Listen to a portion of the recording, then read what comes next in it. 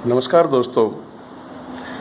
आज थोड़ा हट के चर्चा करते हैं। जो माँ बाप यानी कि मेरे जैसे, आप जैसे, अपने बच्चों को दिन रात किताबी कीड़ा बनाकर ज़्यादा से ज़्यादा परिश्रम कराकर आईएएस और आईपीएस बनाने की सोच रहे हैं, वो थोड़ा दोबारा सोचें। क्या हम अपने बच्चों को स्वाभिमानी बनाना चाहते हैं या फिर भ्रष्ट, नीच, अनपढ़, गंवार लोगों के तलवे चाटने वाला और हुक्म बजाने वाला?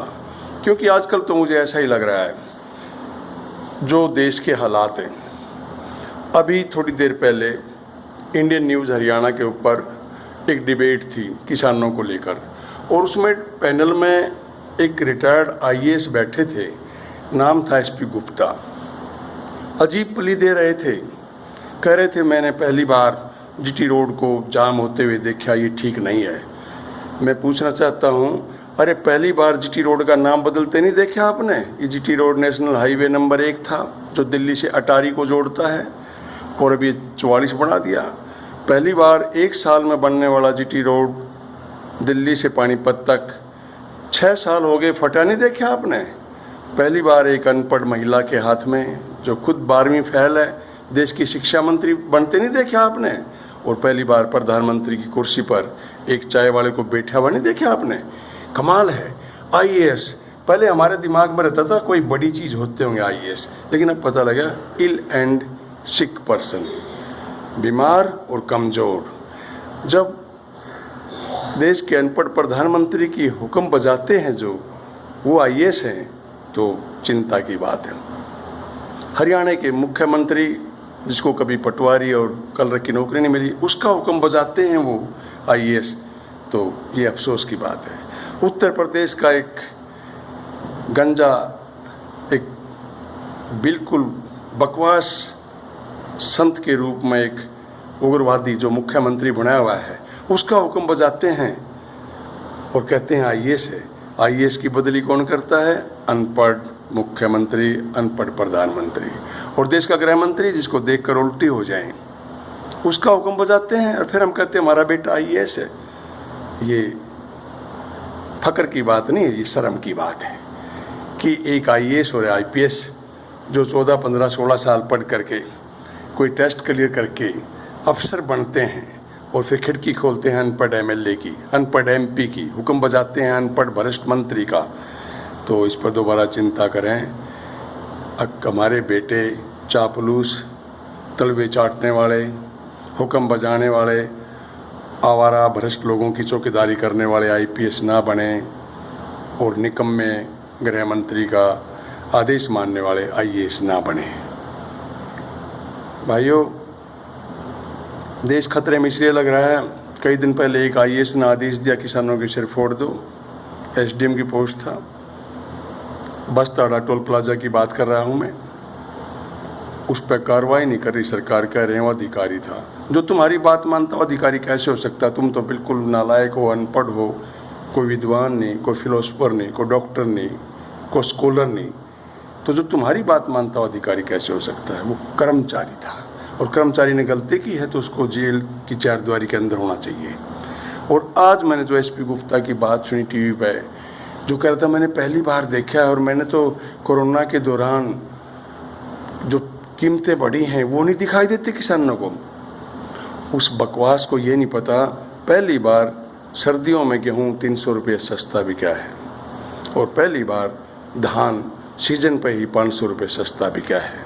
और देश में सब्जी की जो दुर्गति हुई है, मंडियों में कोडियों के भाव पिटी है, और सबका बीमा है, सारे कर्मचारियों का, नर्सों का, स्वीपर्स का, अखबार वाले पत्रकारों का। किसान का बीमा नहीं है अगर कोरोना के दौरान मरते हैं तो। दूसरी बात ये कहते हैं कि असली किसान तो खेतों में काम कर रहे हैं, ये तो नकली किसान है। अब ये मैं कहूँ कि अयोध्या में तो 2-4 हज़ार आदमी गए थे मस्जिद को तोड़ने, बाकी तो हिंदू सारे अपने मंदिरों में या अपने गाँव में, अपने शहरों में पूजा पाठ कर रहे थे, अपना काम कर रहे थे। तो कैसा लगेगा? ये बकवास हैं, बिल्कुल निराधार और बिल्कुल हल्की बात है। एक मूर्ख से मूर्ख आदमी भी ऐसी बात नहीं कहे कि असली किसान खेतों में काम कर रहे हैं। असली किसान खेतों में काम ही करते हैं और अपने बुजुर्गों को कहते हैं कि हमारे अधिकारों के लिए आवाज़ उठाओ, ताकि भविष्य हमारा अंधेरा ना हो जाए, हमारी फसलें कोडियों के भाव ना पिट जाएं, हम कर्ज की मार सहते सहते मर ना जाएं। तो भाई खेतों में तो काम करेंगे ही। अब देश में करीब 94 करोड़ वोट हैं और 56 करोड़ वोट पड़ी, और बीजेपी को तो 21 करोड़ ही पड़ी। जो 35 करोड़ वोट इनके खिलाफ हैं, ये क्यों नहीं कहते नहीं नहीं हमारे तो 21 करोड़ हैं, जो असली मतदाता हैं 35 करोड़, उनके कहे अनुसार सरकार बननी चाहिए। ये तो ये कहते हैं कि देश सारा हमारे साथ है।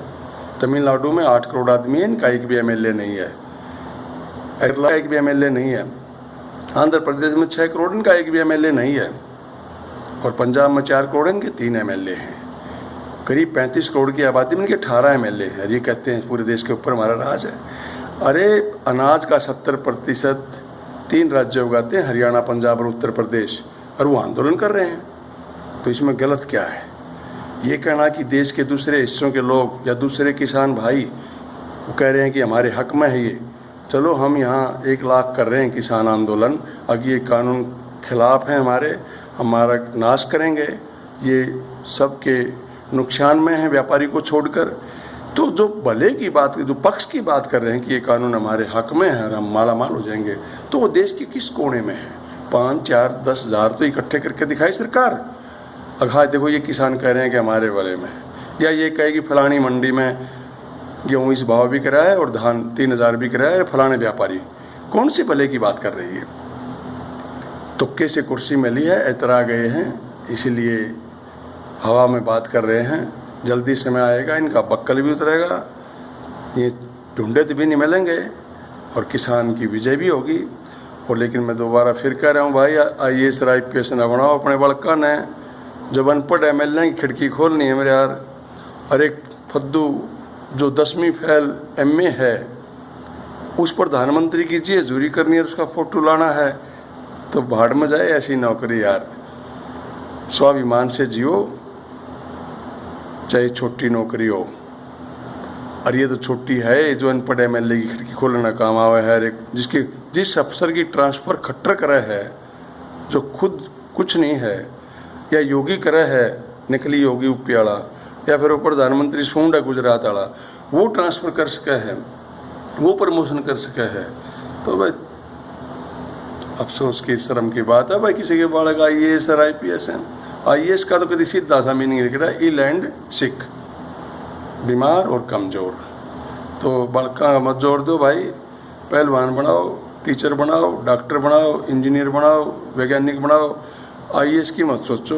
अगर इन अनपढ़ MLA, MP, मुख्यमंत्री, प्रधानमंत्री की जी हजूरी करनी है तो ये तो बहुत ही बचकानी बात है। और एक नाचने वाली 12वीं फेल शिक्षा मंत्री को सलूट करने हैं, स्मृति ईरानी की बात कर रहा हूँ मैं। तो डूब के मरने की बात है, बोर ना मानना है वो हमारा छोरा IAS ला गया, बल्कि शर्माओ, अगर वह और किसी काम के लायक था नहीं, वह सोलह उड़े से लूट मारी जाएगा। विचार करियो इस पे, नमस्कार, विचार करियो। IAS बन के ना सोचियो, चमचा बन जाएगा, चापलूस बन जाएगा, आत्मा मर जाएगी। धन्यवाद।